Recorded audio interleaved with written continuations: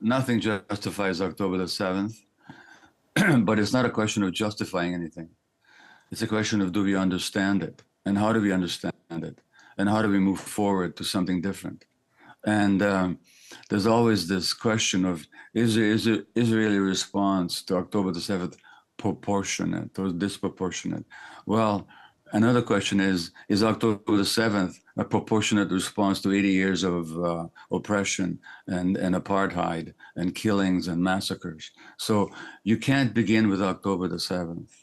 I don't believe that the killing, I firmly reject the idea that it's legitimate to kill unarmed people and children and old people and so on.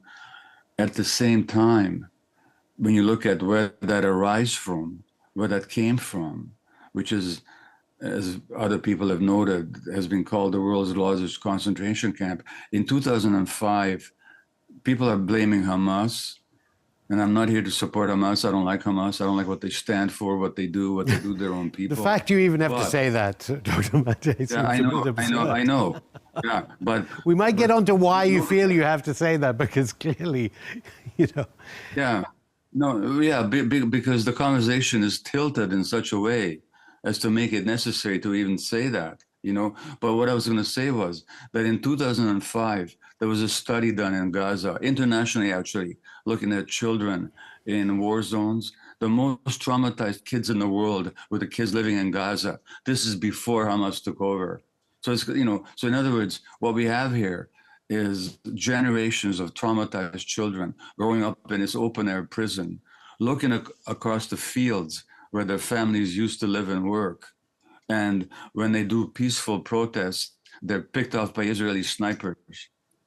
You know, so why aren't we asking, was October the 7th a proportionate response to Israeli policy? Why are we asking, is Israel's bombing of Gaza proportionate to October the 7th? I mean, it's a completely ahistorical, and an Israeli historian, Ilan Pappé, talks about dehistoricization of the situation. So in the Western media, every attempt is made to dehistoricize October the 7th, like it happened in a vacuum. It's not a justification to say that it did not happen in a vacuum. It happened after decades of collective, brutal trauma visited on the Palestinians. That's ongoing.